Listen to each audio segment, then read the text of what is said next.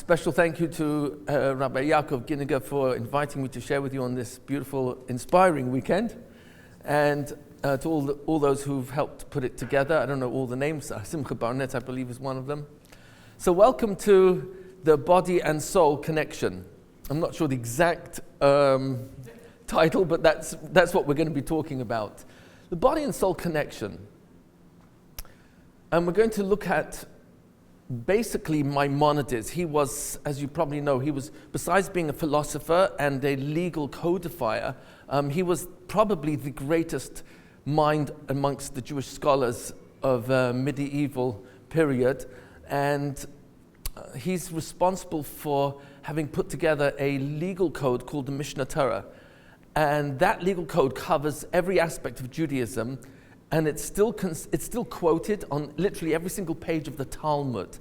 It's learnt every day in all the yeshivot throughout the world.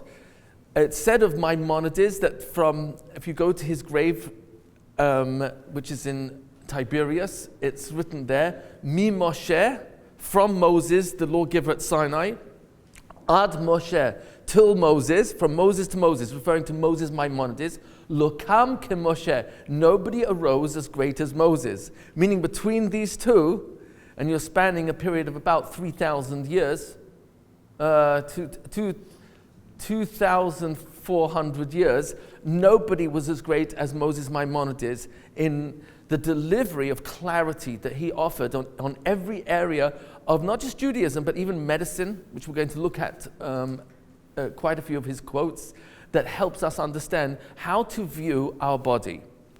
So we're living in a world that is kind of outside in, and everything pretty much gets treated that way.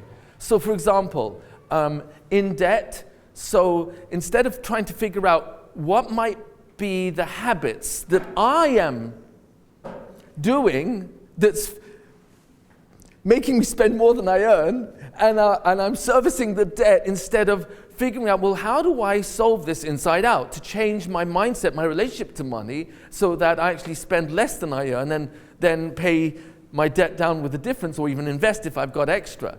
In an outside-in world, and I'm just going to refer it to education, for example, the assumption is that the child doesn't have the capability to learn without being taught.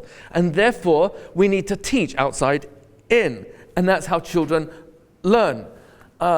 In the world of medicine, if the body's doing something that is not consistent with health, we need something outside in to prevent it getting worse or to heal it. And this presentation is basically saying the following.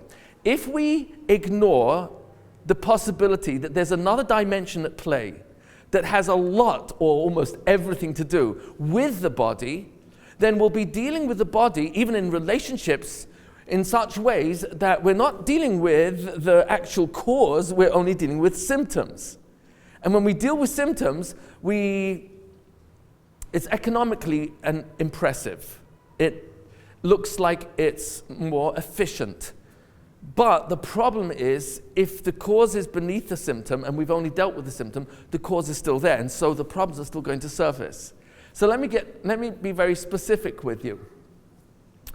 A few months ago, I met a lady in a conference. My wife and I were chatting with her, fascinating personality, but unbeknownst to us, I wasn't looking at the program closely enough, that when she went on stage and spoke, and said, she was one of the speakers. You can actually Google. Her name is Wendy Segesse, Segesse, I think it is. She stands up on the stage and she says, I have cancer. I'm not cancer. My body has cancer. I'm not my body.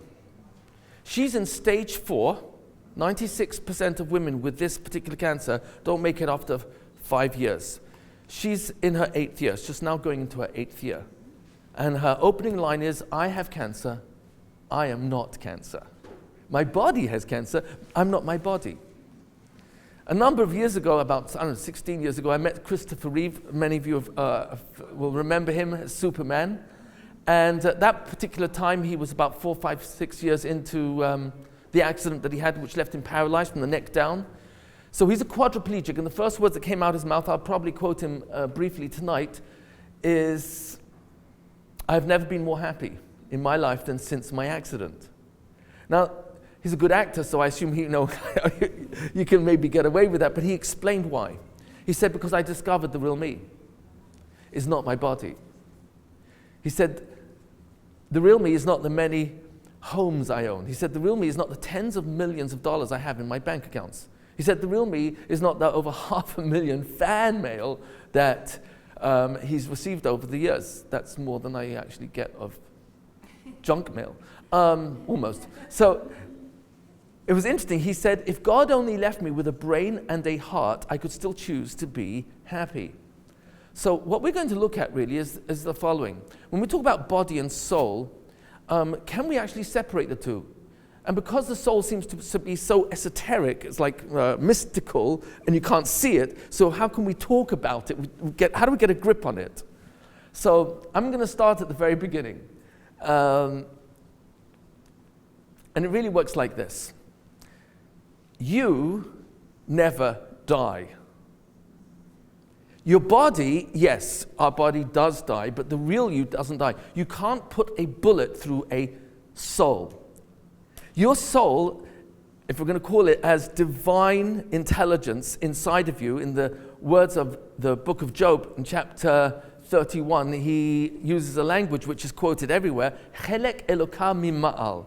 You are a portion of the power of God above, meaning that you're powered by this invisible force, which is really Elohim. Elohim means the power behind all powers, and that invisible force we call the soul, the neshama, is what's powering everything inside your body. When the soul is removed, and when I go like this, it's housed in the head, in the brain, but it actually controls every part of your 100 trillion cells.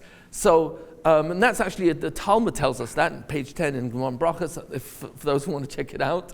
So, your soul fills up your entire body and it powers your body. The moment the body dies, the soul is left, but the soul can't die.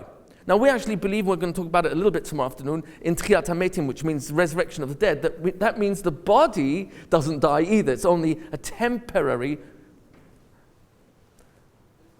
departure, a little bit like a short weekend when you consider eternity is forever. So let's quickly understand how brilliant your mind, which is your soul, your thoughts, which are powered by your soul, how brilliant you really are. You take a seed, you plant it in the ground. This seed has divine intelligence. There is really no other way for me to describe this. So for example, the seed will know to absorb the moisture in the ground from the topsoil, grow roots to then reach further down and absorb still more water from the topsoil, and a stem which becomes a trunk of a tree with branches, twigs, leaves, and fruit-bearing trees, all from one seed. This seed has the divine intelligence, so to speak, and knows exactly what to do. Your body starts as a microscopic heart and brain. And over the next 40 days, from the moment of conception, your brain brilliantly creates yourself. Now, of course, as a religious Jew, I'm talking about it's God's divine intelligence in that microscopic brain heart.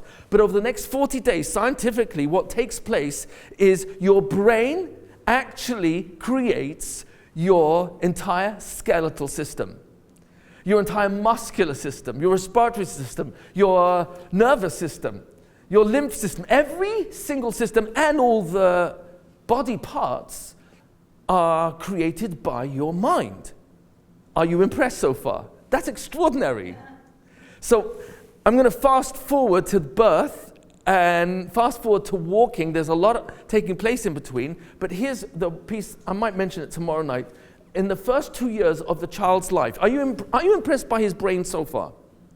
It's brilliant, it's amazing. We're all expecting great things, right? So in the first 2 years of this child, who's almost 100% dependent. What's their brain busy doing? He created a body, that's amazing. Now he's born. What's the brain doing for the next 2 years?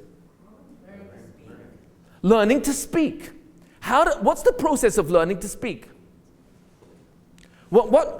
In that goal of learning to speak, what happened in between? From the moment of birth till the first words start coming out and then articulating actual sentences so that the child is communicating what he's thinking. So he's listening and seeing and absorbing every image, every sound, and trying to make sense out of all that. Is that making sense? And this goes on for about 2 years. Ladies and gentlemen, if this child is exposed to 2 languages in those 2 years, how many languages will that child start speaking at the age of 2? 2 languages. If that child is exposed to 3 languages, let's say French, English, and Hebrew, for example, how many languages will the child be speaking at 3 languages? Are you impressed? So it's from 0 to 2. 0 to 2 is called. There's a book by Maria Montessori. It's called The Absorbent Mind, and she talks about this in much more detail. She was the first scientist, doctor in the history of Italy, female that is, and there's a whole movement of school system based on her observation of children. But in The Absorbent Mind, this is described in much more detail. But the piece I'm bringing out really is the following. Your mind is you. Our body carries us, and the us is the mind inside. But everything you and I experience is really thought. It's always that way. The question we're going to be looking at very briefly, and then hopefully we can expand it somewhat, is to what extent does your thinking, which is powered by your soul, to what extent is your mind affecting your physical health? Very much. So we're going to try and figure out how much is that very much. I'm not going to give it necessarily a scale of 0 to 10, even though we could do that, but you're going to see it's really off the charts. Yes, ma'am? Is the soul there when you conception, the soul? Excellent question. At the moment of conception, the Talmud tells us actually very recently in a book called Niddah, tractate known as Niddah, actually tells us, you look, there's 2 places there, page 17 and later on page 30, I think at 31, it talks about the soul coming into the body at the moment of conception, and it's at that moment when the decision is made of whether the child will be strong or weak, tall or short, wise or foolish, but the question that's left open is, will they be righteous or not? That's going to be dependent on their choices. That's not decided, that's not predetermined. But so in answer to your question, yeah, the soul enters at the moment of conception. So moving forward. Where was the soul before then? Good question. That's outside of the realm of this discussion. I don't mind you asking me a little bit about that afterwards. There's a place in, so to speak, if you want to call it a place, in the spiritual realm known as the House of Souls. And we are all originally from one soul, that's from Adam. Adam messed up at the tree, and since then everyone who's coming back down is here to try and fix the original problem. But that's really a separate direction. So I want to share with you the following. I think what's happening recently in medicine is it's starting to recognize that your mind, and therefore your emotions, which we're going to talk about also in a few moments, affect your physical body. And that if I were a doctor and I'm only looking at your physical ailment, the thing that you're complaining about, that's what your body seems to be upset about or hurt, it would be very intelligent to expand the type of questions beyond just what's in front of me. So for example, stress is a massive contributor to the body experiencing fatigue, possibly even memory loss, weakness. I'm not going to go into the whole diagnosis because it's kind of depressing, but just for your information, some life insurance companies actually want to know in the application how many times you've moved house in the last 3 years. And the reason why is because the number one stressor that causes suicide apparently is from moving house. And if a person's moved house 3 times in 3 years, they're a stronger candidate for the stress that's caused by that. Wow. I'm not going into, I'm just sharing a very simple point just to bring out everything that we experience is what we're thinking in that moment. In Hebrew, the word for mind, we've kind of lost in translation, because the word lev is usually translated as heart. When you look carefully, you will see something very interesting. You can look throughout the entire scripture for every single time the word lev, which we translate as heart, is found, and you'll see the context doesn't fit to translate it as heart. Example, the first time it appears is in the chapter 6, verse 5 of Genesis, where God is saying, Vayar Hashem saw ki rabba ras ha'adam al ha'aretz. The negativity of mankind on earth was so abundant, v'kol yetzer, and all the design, machshavot libo. Machshava in Hebrew, anyone can help me? What's machshava mean? Thought. Libo, we usually translate as heart. All the thoughts, libo, of his mind, rak kol hayom, was just negative all day long. The word lev really means mind. We actually say it from a book of Proverbs every day in our prayers. Rabot mahashavot belevish. There are many thoughts in the mind of a person. So why does lev always get translated as heart? So quite frankly, and this is really important, you're going to see in a few moments, you will not find a single word anywhere in the entire scripture that correctly translates, as emotion. Now, if there's no word for something in Hebrew, that means it doesn't exist in God's dictionary. But the word we always associate with emotion throughout Scripture is the word lev, because lev, heart, is the icon of our emotions. But the fact that the vast majority of times the word lev is actually referring to what you're thinking is really indicative of the following. You cannot separate what you're thinking from what you're feeling, because 100% of what you feel is an immediate reflection in real time, faster than the speed of light. The moment I'm feeling it, it's telling me what I'm thinking. So what God has done has given us the gift of emotions so I can know the source of my emotions. The axiom of this, it's just so ridiculously obvious that the moment I feel it, it's just an arrow telling me where that feeling is really coming from. It's coming from over here. It's just so obvious that I don't pay attention to it most of the time, in the same way that I'm going to ask you, how many of you can count on one hand how many times you ever had the following thought? I can't live without oxygen. It's just a simple fact, and I just found out there's nearly 7 billion people on this planet. How do I know there's going to be enough air for all of us? I better begin investing now in my future. Now, how many people do you know that ever woke up anxious about there being enough oxygen around? And yet you and I know that without oxygen for about 2 minutes, 6 minutes for sure, brain damage sets in. Without oxygen, you can't exist. But you see, because it's everywhere all the time, I don't have to think about it. Do you follow the logic here? I'm not talking about oxygen, even though it's very close by all the time. It's inside us as we breathe it and then out carbon dioxide. We're breathing in oxygen. I'm talking about something much closer than oxygen. I'm talking about thought. We can't experience anything except through thought.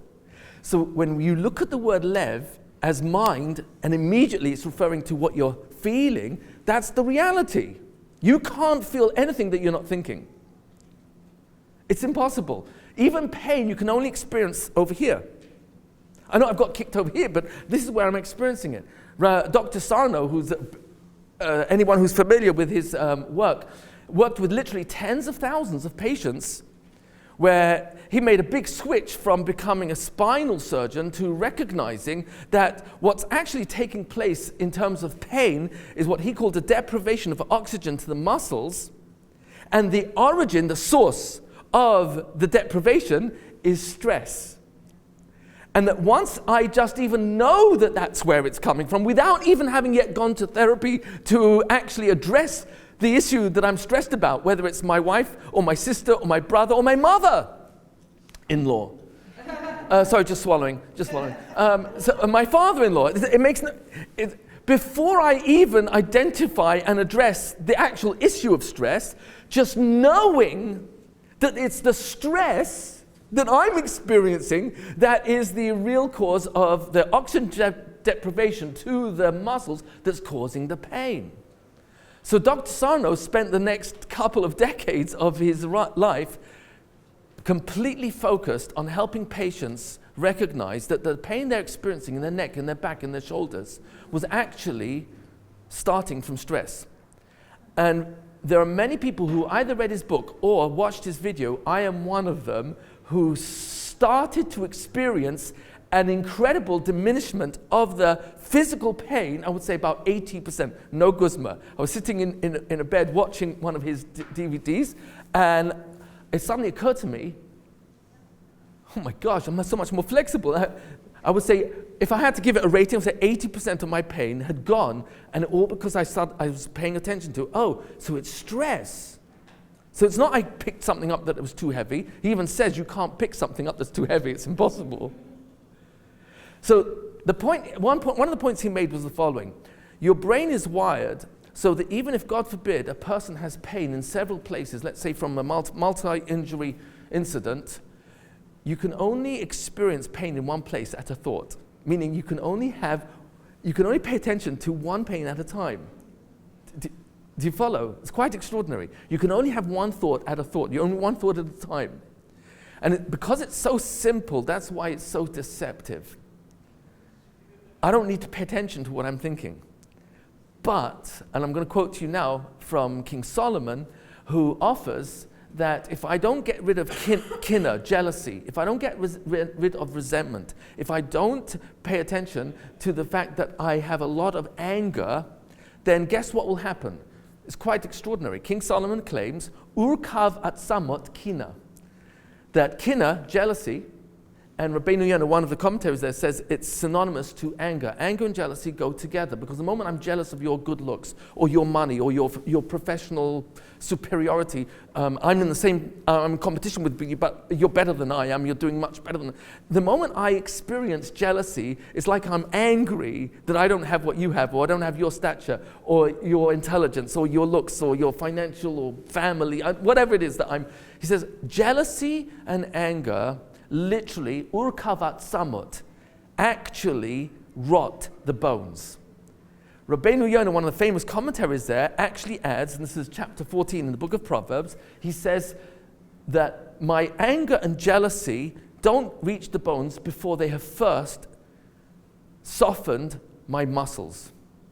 So that the muscle tone is lessened, not because I'm not active enough and exercising, but because of the stress I'm experiencing, the body is affected. That means to say, every cell in your body listens to what you say inside your head. We're not talking about positive, negative thinking, we're just talking about reality. Reality is that our body and our emotions cannot be separated. They are immediately affected by what we're thinking. So going into a doctor's office and not asking a question like, today it wouldn't be their place to perhaps ask, but is there anything that's stressing you out specifically? Oh yeah, I just moved house. Anything else? Oh, I'm going through divorce, God forbid. Oh, I got a kid who's like, now you know why I'm bald. Anyone here has teenagers? So you might appreciate why some animals eat their young. It's pure humor, no reflection on reality whatsoever. No offense to any teenagers, I'm sorry. So comes along King Solomon and warns me that what you say inside your mind affects the physical body. Emotions for sure, because lave, heart, mind are synonymous. That's why the word lave means both, immediately, simultaneously. The moment I feel it, it's telling me what I'm thinking, because that's the origin. So that's why meditation is so popular now. It's really spilling into the Western world in the recognition that when a person calms the mind, I'm not going to call silent the mind because there's no such thing. You can't silent, you can quieten the mind. You can't silent it. You can't stop thinking, so your mind is never silent.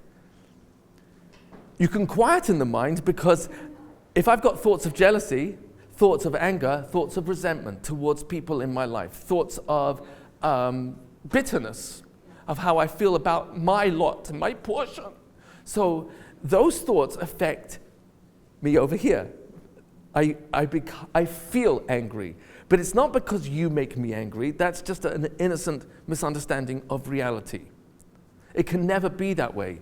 It's never the traffic that stresses me out. Proof: there are times where the person in the passenger seat is so stimulating, so interesting, or the music you're listening to, or you might be listening to a fascinating lecture. Can you imagine that? And you're not paying attention to the traffic, so you don't feel stressed out. But the traffic is really bad. But that's not where your mind is. Oh, so it's my thinking about the traffic that's stressing me out. You get a kick in the shin in a hockey game,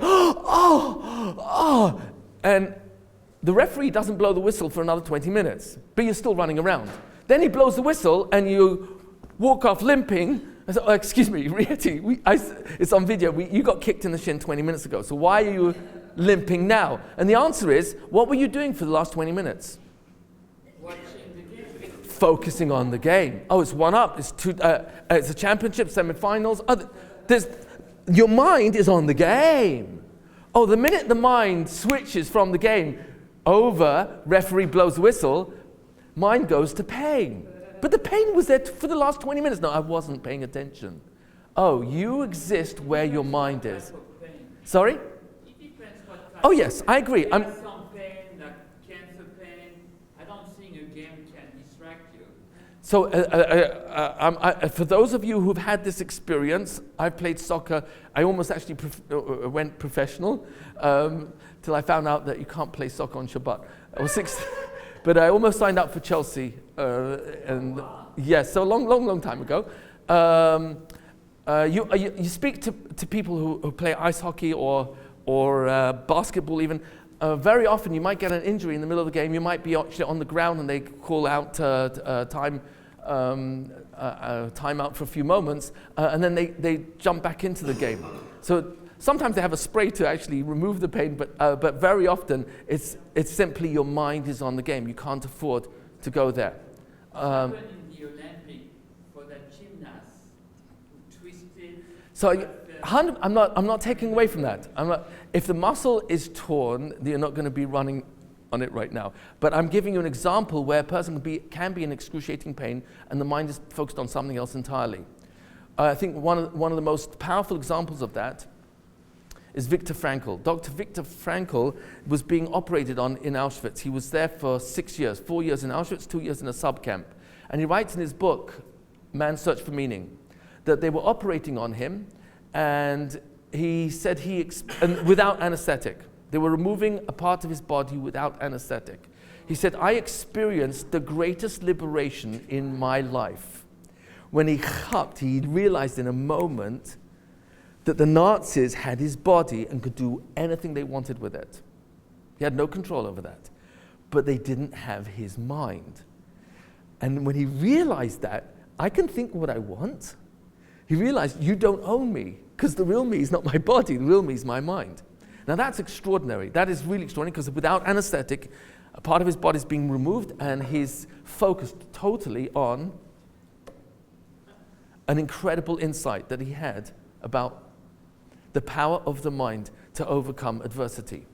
I'm not going into detail, it really deserves much more attention, but he's, as you probably know, the father of what's called logotherapy. Logo is a Greek, later on Latin word for meaning.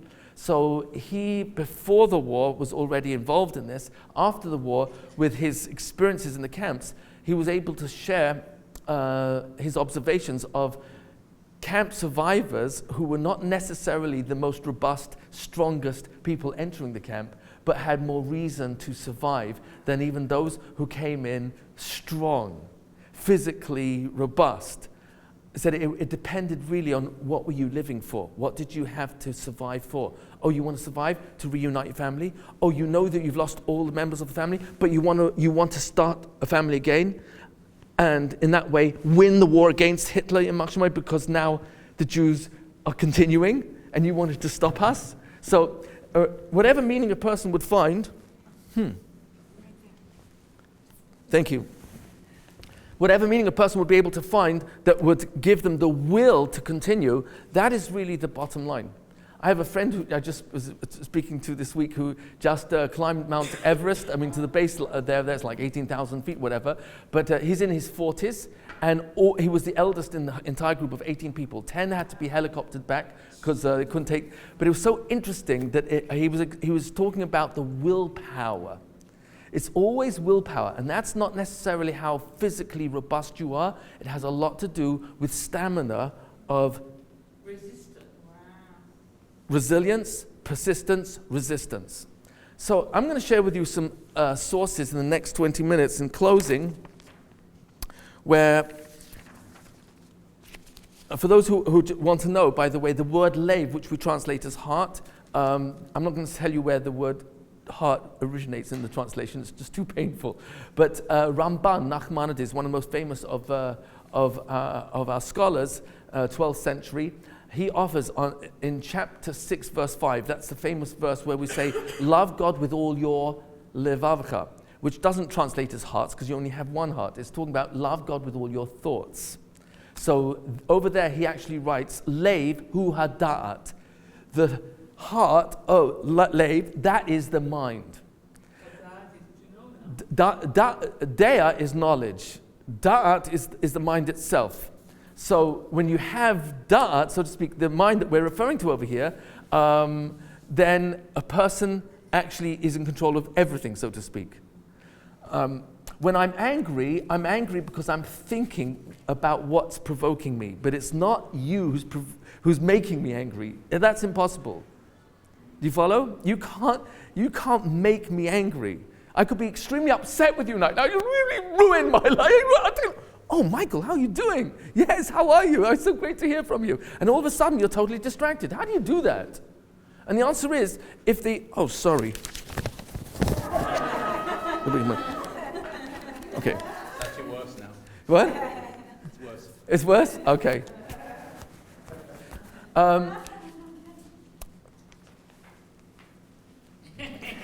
Okay, so where was I? Oh, so I get myself distracted. And the fact that I can do that in the middle of anger is very, very simple. It's because I am my thoughts in the moment. So if in one moment I'm angry with you, it's because I'm thinking angry thoughts. And even though I'm saying you're making me angry, you ruined my life, whatever it is, and then I see a call and I want to take this call. So my mind switches in a moment, literally in a split second. I switch to this client who I've been chasing forever, and I really want this deal. He's calling me for the first time. So your mind goes somewhere else.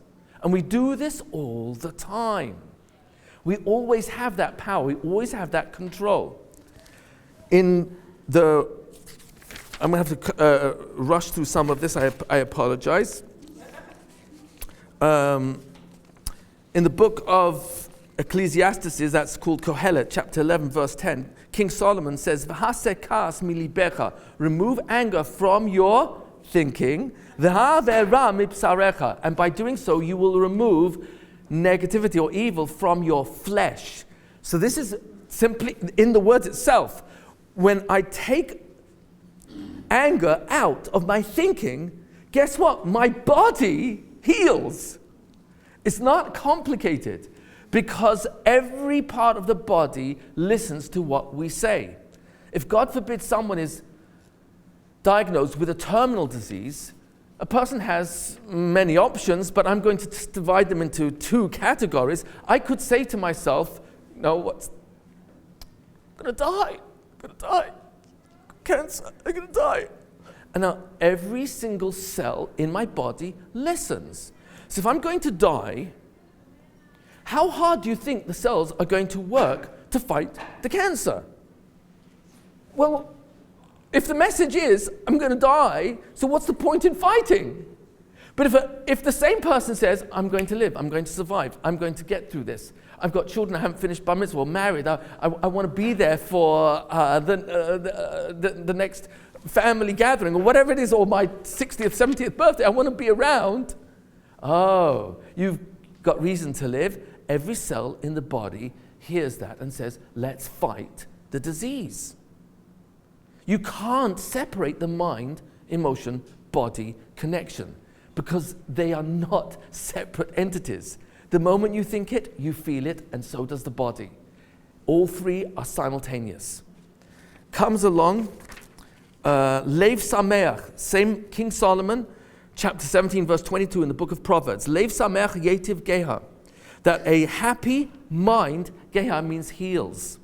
Your mind heals. V'ruach nechea, and if I've got a spirit that's lowly, depressed, Tiyabesh Garem actually dries out my bones. So we're talking about an immediate connection between what I think, how I feel, and the rest of my entire body. No separation. They are three entities working simultaneously. And the mind is your soul. Your soul knows the reality. Life is good. LG. Life is great. I think the Yiddish version is life is gewaldig. But LG means life is good. And I've got a choice. I always have a choice of what to focus on. Always have a choice. Things could always be better, and things could be worse. We'll talk about that tonight. There's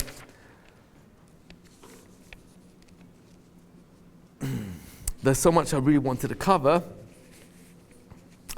The Talmud in Sanhedrin, page 100b, tells us, Lo ta'il davya bilibecha. Don't let worry, anxiety go up on your mind. De gavri gavrin, because very strong men, really like warriors, soldiers, katel davya, were killed by worry. Worry kills, anxiety kills. But what's beautiful about this is very simple. Anxiety is thought. It's the thinking about the debt that's killing me. It's thinking about this marriage that's killing me. It's thinking about the extended family that's driving me nuts, that's killing me. It's not the family. It's not the people who are or who are not in my life, who are not yet who I want them to be. That's killing me. It's what I'm telling myself. And I've got, what's beautiful and simple about this is that how long is the life of a thought? Well, it's fleeting. It can be fleeting. But if I don't stop thinking about it, then it's going to be for as long as I think it. Does that make sense? But because it can be fleeting, how far are you ever away from a completely different thought? You're always one thought away from the next thought.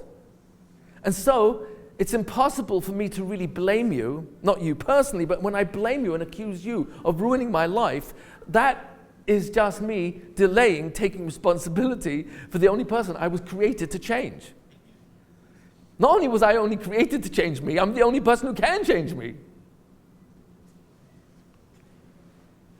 It's never my mother-in-law. It's never my father-in-law. It's never the finances. It looks that way, and it looks very real that way, but actually, I'm going to say something shocking, and I do mean it. I don't mean it for shock treatment. I mean it as absolutely sincere, but I will explain what I mean by it. You are never married to your spouse, ever. You are only ever married to who you think she is, he is. Your child is never your child, ever. Your child is only who you think he is, she is. So if I really want to change my spouse, very funny. If you really want to change your children, very funny. Where should I begin With yourself. to tell the story? So I should start with myself. What am I thinking? And what's amazing about this is that when I change what I think, I change immediately what I feel. And we have been created, we're designed as creatures of reciprocation. In the words of King Solomon, he says, K'mayim hapanim lapanim, just like waters reflect your facial expressions. You look in the water, look in the mirror, perfect reflection, no deviation. It's a very simple metaphor. That's what Mishle means. Unfortunately, we follow another religion's translation, so we just call it Proverbs. But the word mashal means a metaphor. It's a book of metaphors. Just like waters reflect your facial expressions, Kain lev adam la adam, so is one person's mind and feelings to another. Meaning, when you change what you think and feel, the other person will reflect that just like your face is reflected in water. It's a perfect reciprocation. So if I really want to change this marriage, if I really want to change my body, think differently about my body. Reconnect, so to speak, to what we said at the very beginning. Your body is brilliantly designed by you, your own mind and heart. At the moment of conception, for the next 40 days, created every system inside of you. Extraordinary. You learned more than one language in the first 2 years of your life. That's extraordinary. That's brilliant. That's amazing. I'm not going to say why things go downhill after that. It really has to do with the school system. I'm not going to go there now because I don't want to get myself in deep trouble. But when we put a cap on what you can or can't do, or make the assumption that you can't learn without me teaching, then already we're dumbing down the brain of the child. But essentially, we are creatures of reciprocation. And it's simply a law. It's not negotiable. That's reality. Let me quickly give you some quotes from Maimonides, because he has so much to say on this incredible subject. He tells us, for example, eat when hungry, drink when thirsty, go to the bathroom when you have the sensation to go. This is he's got 23 directives of health in a chapter which he actually claims that if you follow these directives, ani arevloi, it's the Hebrew language of I will guarantee for that person, he will not come to illness his entire life. That's extraordinary. Which doctor, without consulting his lawyers, would ever offer such a guarantee? But the reason why he's saying this is because he said, God made your body, so let me show you what the instructions are. Oh, eat when hungry, drink when thirsty, go to the bathroom when you have the need. Excuse me? Do I need someone, the towering, scholarly brain personality of Maimonides, to tell me that? And actually, and that's his opening instructions. He's telling you and I something simply profound. Listen to the integrity of your mind. When your mind hears a message from your body, I'm hungry, that's a message to refuel. I'm thirsty. Don't dehydrate. Need to go to the bathroom. Need to expel the waste. Listen to the intelligence and integrity of your own body, because it was created with perfection. Sir Ralph Waldo Emerson wrote that one day in the life of the human body is enough to steal all the luster from fiction. If you and I could travel through the nervous system, the blood, if we could travel inside our bones, if we could just see the perfect harmony inside the human body, you could take that 24-hour expedition throughout your body and weigh it on the scale of every fiction that was ever created. Shakespeare, Conrad, Chaucer, Harry Potter. I have to put that one in. Agatha Christie. I'm not joking, because after the Bible... Sorry? Oh, sorry. Scottish, actually. So it comes along Maimonides, Sir Ralph Waldo Emerson, and is essentially saying, if you put all fiction on one side of the scale, and for 24 hours, you would burst your blood vessels just from excitement. But if you, in the same 24 hours, you went through your body, it would steal all the luster from fiction. All the joy, all the ecstasy you could ever have from fiction in a 24-hour compressed period would not equal the extraordinary experience of seeing the perfection inside your body. Comes along Maimonides. He tells us the importance of exercise. He defines exercise. He tells you when's the best exercise. I'm going to touch on this very, very quickly. He says there are three things that if you follow these three cardinal principles of health, you can expect, not hope. Actually, I'm not sure if there's a word for hope in Hebrew. The word tikva actually comes from the word kaveh, which means a straight line. A straight line, you don't hope to be able to figure out all the points it will go through. You know. You know exactly where it's going to go if it's straight. So the word mikveh, for example, is a ritual bath where a person doesn't hope to go in spiritually contaminated, so to speak, and come out pure. No, they expect to. They know. So the word tikva correctly translates as expectation. So says Maimonides, don't hope for good health. It's a very weak word. Don't hope. Give up hope. Expect. If you follow these three, undereat, number one. And this is not a good weekend to be saying this. I should have said this Sunday morning. Undereat, number one. Number two, daily exercise. And he says number three, interestingly enough, is soft bowel movement. Soft bowel movement, I'll touch on very fast. I'm sorry, we just got 1 minute left, but and those who need to leave at 3:20 exactly, I will not be offended, you have to go. Soft bowel movement is an excellent indication that your body is doing the job it needs to do in efficiently expelling waste. Toxicity in the body, especially digestion, is the beginning of disease. That's what Maimonides actually says in that chapter 4. He mentions that constipation is a very serious situation that I should try to monitor the causes of constipation, which could be irregular sleeping, that can often cause it, or not enough vegetables and fiber and fruit or water in my diet, that can also cause constipation, and lack of exercise. But soft bowel movement is an excellent indication that your body is working efficiently.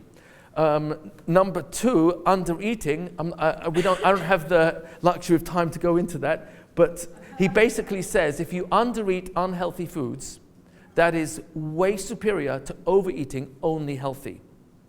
Undereating even unhealthy foods is not saying you should, but you can expect good health if you undereat and never reach satiation. He talks about not reaching satiation. On exercise, he says essentially the following. Any physical, he gives a definition, which is, this is 800 years ago. He gives you, how many exercise programs are there on the market here today? Hundreds, if not thousands, right? Comes along Maimonides 800 years ago, and he tells you the best exercise for every human being. He tells you the optimum exercise. He tells you how to, the definition that's generic to everybody. So interesting, he gives those examples, but first he tells you what's the cause, what you need to be looking for. Any physical exertion of the body that causes you to have deep breathing is going to force you to sweat, and your lungs, your heart are going to be working at optimum. Any physical exertion that causes you to have deep breathing is exercise for that body. He says continue that exercise. If it's walking, running, treadmill, it makes no difference which one it is, as long as it brings you to deep breathing, because that's the indication on the outside that your metabolism is moving on the inside. Your blood is being pumped to all the parts of the body, especially if you're walking or jogging or moving your arms as well. Oh, so that's why swimming, by the way, is so dangerous after a heavy meal. Because swimming after a heavy meal, your digestive system, out of all the functions in your entire body, and if you can ask a physician this question, which is the one that takes the most priority if you have to share energy? And the answer is always digestion.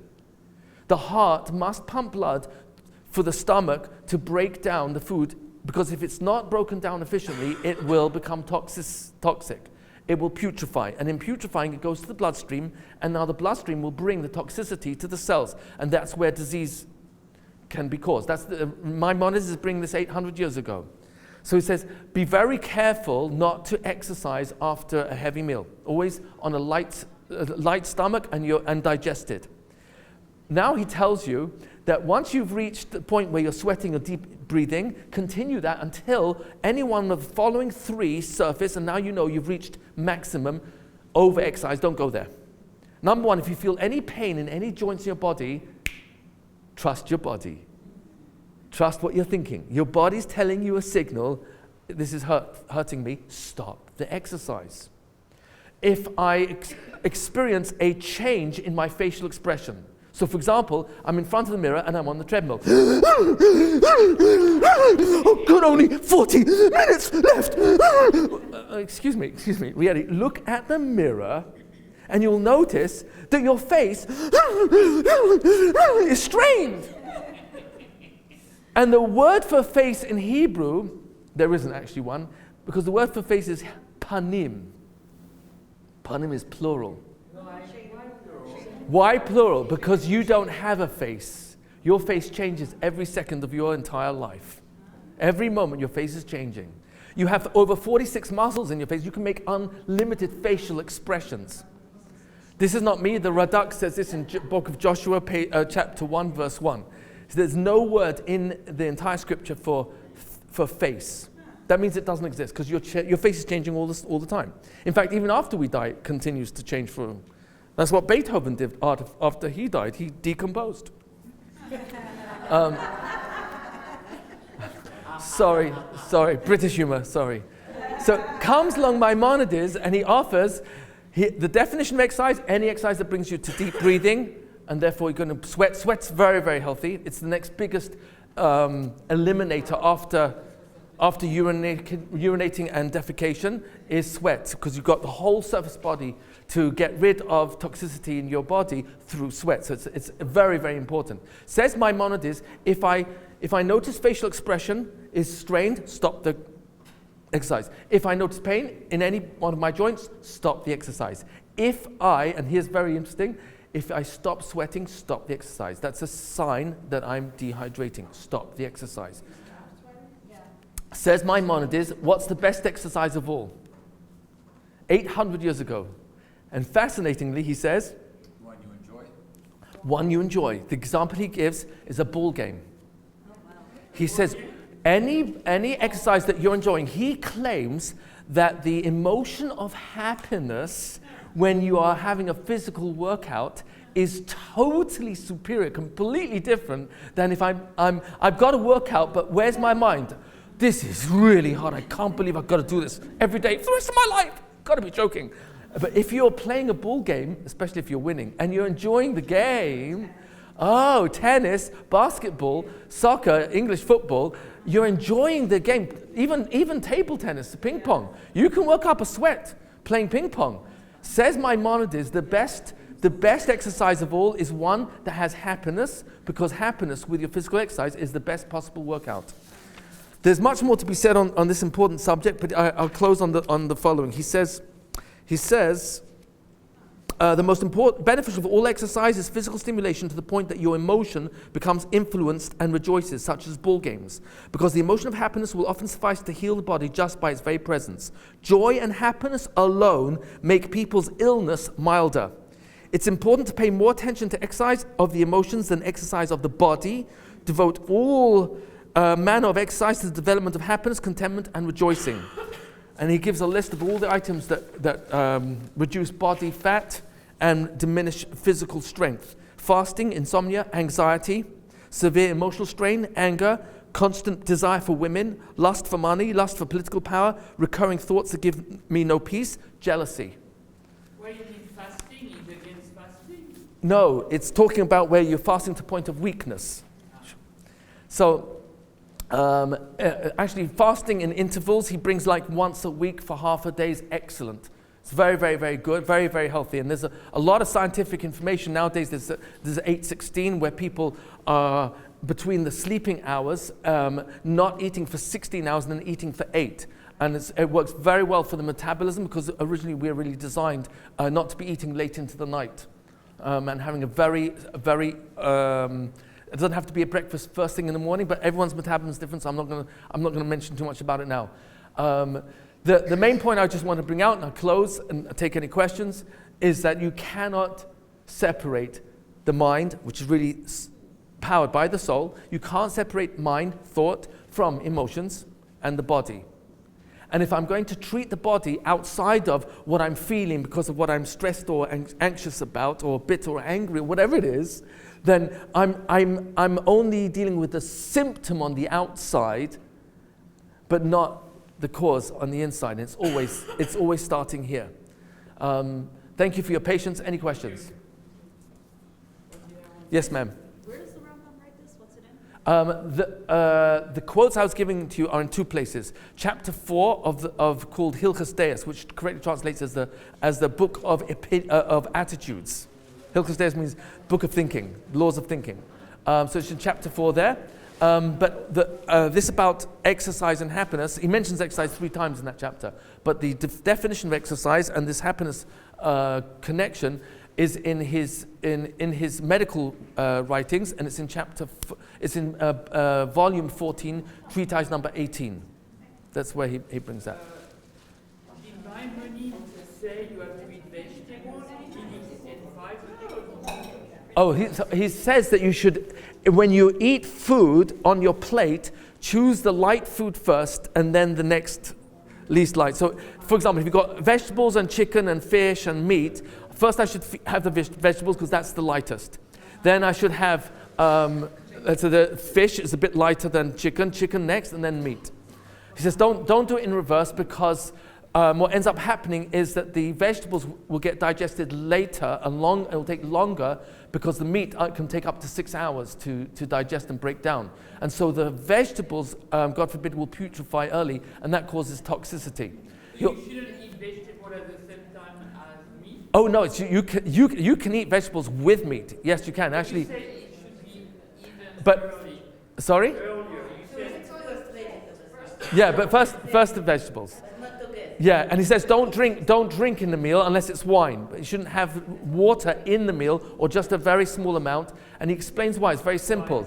When I dilute a meal with a lot of liquid, the food in the stomach is swimming around, which means that the gastric juices in the walls of the stomach are having less exposure, efficiency economically wise, so to speak, to the food that needs to be broken down because there's so much liquid there.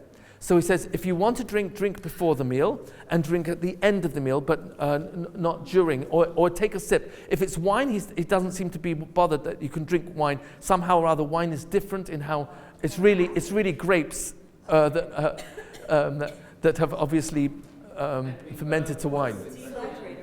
Like before the meal, like 10, 15 minutes before the meal? Yeah, a few minutes before. Few minutes? Yeah, just a few minutes is fine. Like 10 minutes before, or maybe an hour or something. No, you don't need to. Yeah, a few minutes before. A few hours after. No, even if it's just a few minutes. Just before or Or near the end. Yeah, at the end, yes. Oh, that's very good. Yeah. And do you think this can like once a week fasting or less or more? I'm sorry? About fasting. Oh, fasting. Fasting. So do you think like once a week better or once in 2 weeks, 3 weeks? Oh, so We have 6 fastings a year. right. That's good, but besides this. Besides that, you see, the point about fasting is that you're giving your body a tremendous rest. That's obviously the origin of the word breakfast, break fast, because I'm not eating during the night. Sorry? No, you don't have a stomach. You could stay in good shape. Yes. What's your secret? Vegetables? Oh, you're talking to me personally? Yeah, Oh, personally. You don't have a stomach. I hope I do. You don't have to stay in good shape. You must Oh, okay. Yeah. No, last time I looked, it was still there. But so yeah, I swim every day, and I have mostly a water-based diet, meaning mostly vegetables and fruits and nuts. I rarely eat chicken or meat, and I haven't had dairy in 30 years. I'll have the occasional cappuccino. I like that, but I don't have pizzas, and I haven't had soda in over 32 years, 33 years. I haven't touched a Coca-Cola. I was suffering from a serious constipation. I went to many doctors, none of them could help me. Eventually I met a reflexologist who, studying the soles of my feet, and she asked me if I was very athletic in my youth. I said, yes, I was. I played up to 3 to 6 hours of soccer a day. She said, okay, that makes sense because you've got a very strong stomach, but you're abusing yourself with a lot of junk food. So when I first arrived in America 33 years ago, I went drunk with the kosher food. We didn't have kosher food like you got here. Beef burgers and cheesecakes and pizzas. It was like, I can't believe it's all kosher. So I was having about 1.5 liters of soda, Coke, 7-Up a day.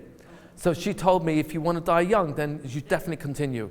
But if you want, and constipation is a very serious condition. A person should, colonics is excellent if a person has constipation.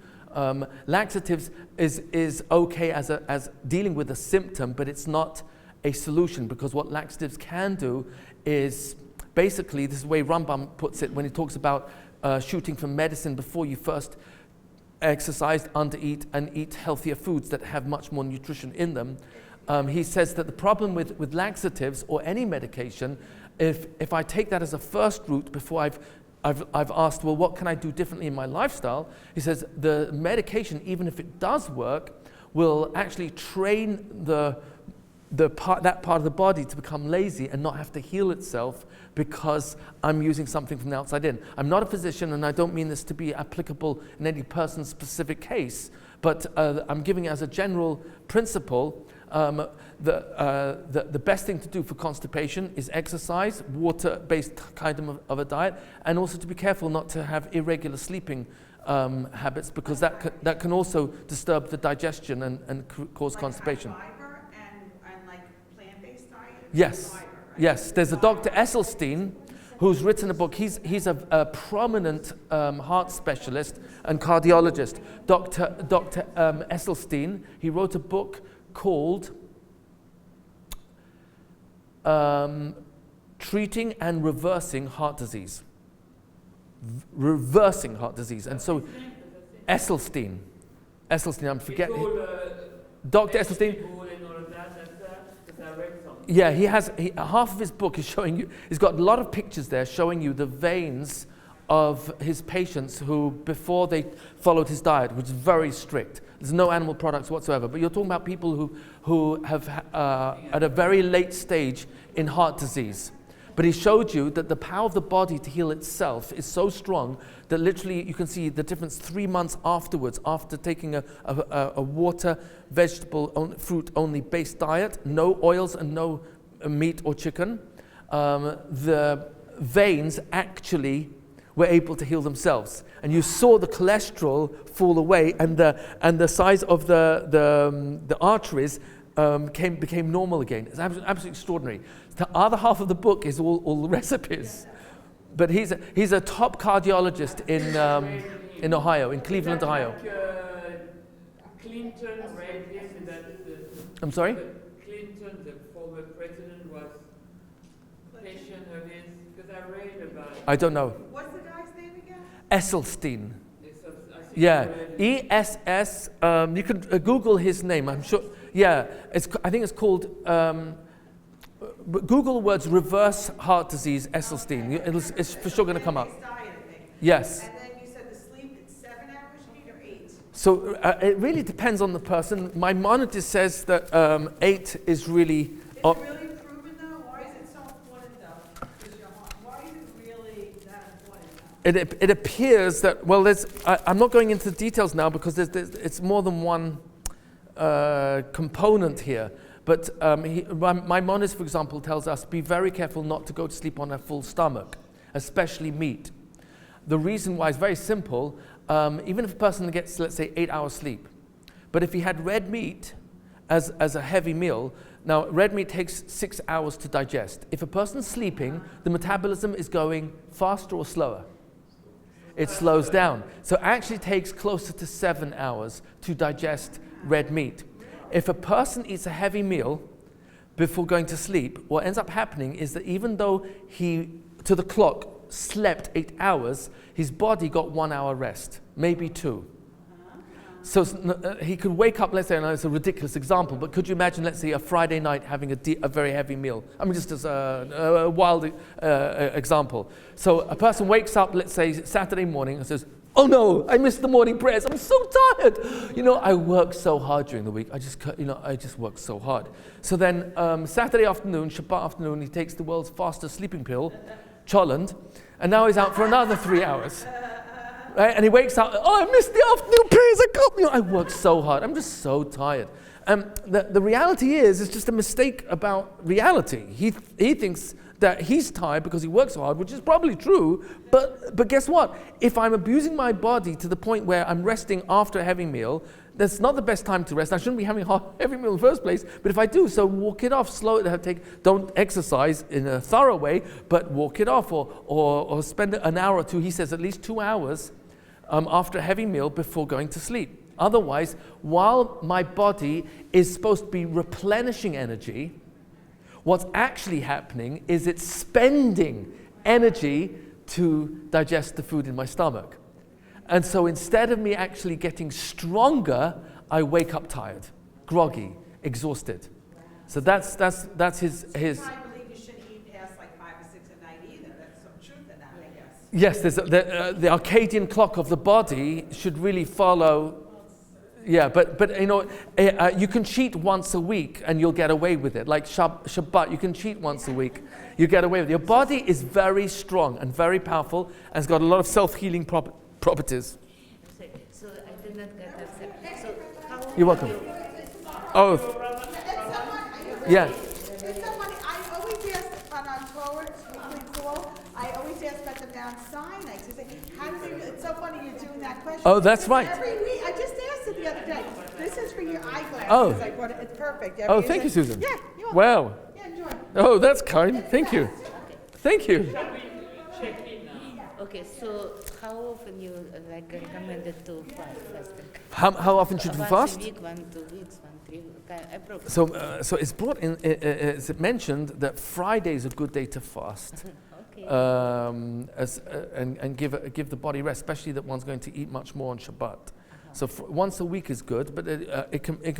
Just drink, right? Or no? Also You can just drink. Drink, Yeah. okay. There's in Russia, they are the ones that for the longest time have been using fasting, monitored fasting. For healing of the worst imaginable illnesses. It's starting in the West. They're starting to get that there's an actual reality to that. So there's one clinic in a hospital in California that does this, but there's an excellent documentary on fasting. It's called Fasting. Okay, so just what about drink an apple or something? Yes, yeah, you can very light food. That's Kind of yeah, you'll get away with that. Yeah. I'm sorry. Where is this? East, Mizrach here. Oh, good question. You don't know. I need Davan Mincha, but. Oh, good for you. Yeah, but I know where is This Mincha is for- complimentary Oh, for you. Thank you. Let me see if I can tell from here. Yeah, I can try to figure out. It's okay if I Davan Mincha by myself. Yeah. I don't know. It's how. I'm guessing from the way it looks like the sun is pointing in that direction. Yeah, I'm a little fast. It's closer to 20 to 4. So I have a feeling that is This Mizrach. yeah. So if down here it's okay. Yeah, it's fine. I will talk to you later about Okay. about the changing myself, pose. Right. I have this problem. Okay, I'm here the whole Later, Shabbat. I know. Have a great Shabbat. Thank you so much. And your good self. Thank you, ma'am. That's very kind of you. Thank you. That list of the different things Yes. that are from the Book of Attitudes, you said? Oh yes, but it's actually, it's what's called the in Hebrew it's called Hilchot Deot. Okay. Oh, So yeah, so Rabbi Avigdor Miller calls it Book of Attitude, or Book of Thinking, Okay. Laws of Thinking. And that has that list that you rather off. Yes, Okay. yes. Oh, it does, but I'll give you this. This has it in Hebrew and English. Okay, thank you. You're welcome. You're welcome. Shabbos. My son went to in Lakewood. He went in years. Rabbi Shmuel Miller, son Avigdor Miller. Oh, Trained in Lakewood. right.